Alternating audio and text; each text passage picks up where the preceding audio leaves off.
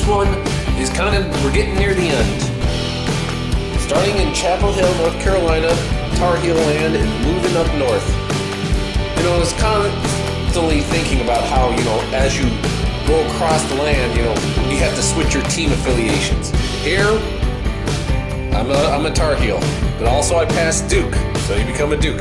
It's a really big college sports town. They love their college sports, and they follow them intently.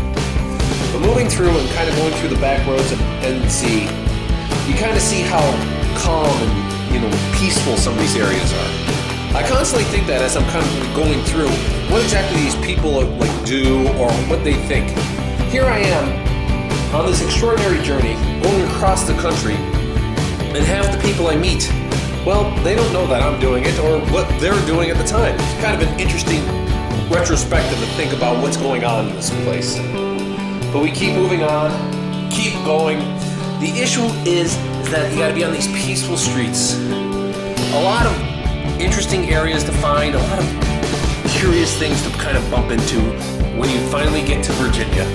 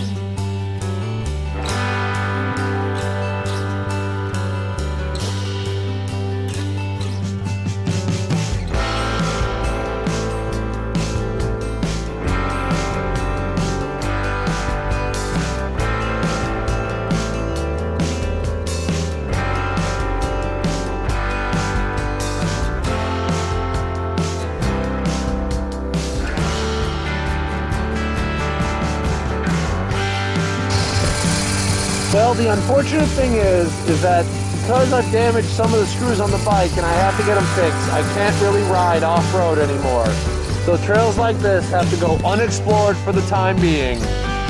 Maybe another time I could be in the North Carolina wilderness and get a little off-roading in.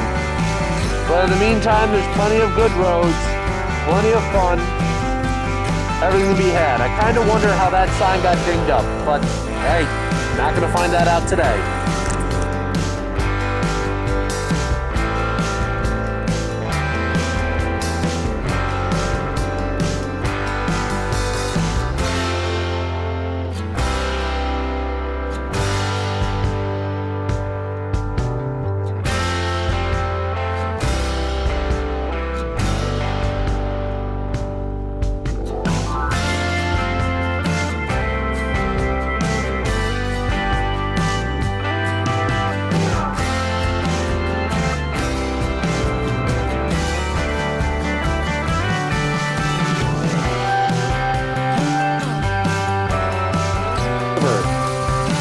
Signifies that I am now in Virginia.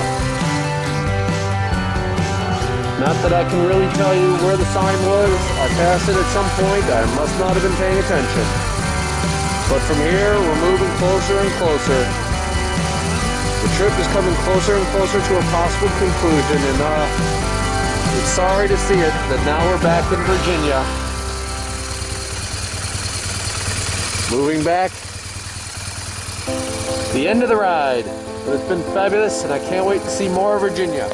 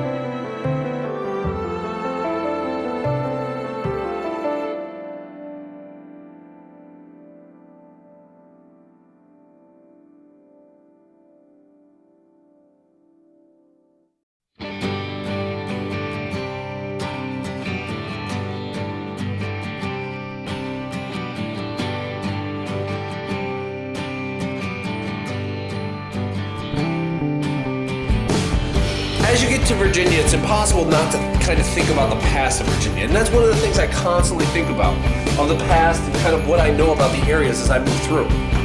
Virginia is in ways to think about basically what colonial days with, the famous residents like George Washington or Thomas Jefferson who were Virginians. But there's also something else. A vast majority of the Civil War was actually fought in Virginia. And it's impossible because there's tons of signs kind of demarcating where different things occurred in Virginia. I actually rode by the area where John Wilkes Booth would eventually be killed. Of course, there's just a signpost up for it. The barn where he was finally killed in was actually burned down, and a lot of it was developed. Nobody really thought about kind of preserving it, and you can kind of understand why. A lot of this stuff was just kind of like left to go. The only place that was really preserved was Gettysburg. But let's keep moving through it all, just remembering the Civil War and thinking about what battlefield would you really want to stop at in Virginia. I saw Petersburg, which was really more of a siege than anything else. You can see, you know, Bull Run, Manassas. There were tons of battlefields all throughout Virginia. Tons, like the ones I've seen in Chattanooga and a few others. But I eventually hit one of a famous battle, which had always kind of intrigued me. And that would be in the town just a little south of DC called Fredricksburg. I thank you for watching.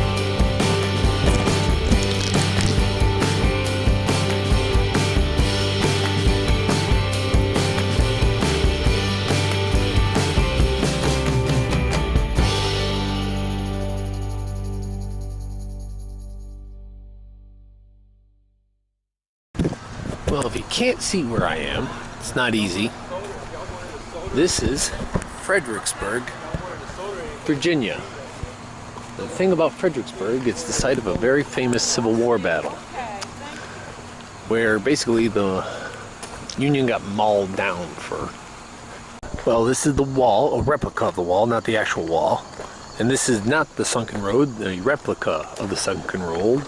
And basically, the whole Battle of Fredericksburg is a comedy of errors. The artillery up there, they had the men behind here, and the Union just like had to walk about a mile over open field in order to attack them. Comedy of errors. Now, not too much of the park is actually preserved, since like right over that fence is the city, because it's grown. This didn't become a military park until the 30s. So... But that Battle of Fredericksburg, which had so many injuries, so many deaths, and actually did change warfare, because I guess up until Fredericksburg, because it was so lopsided, they starting to hide behind walls more and more, because hey, there's nothing more honorable in war than victory.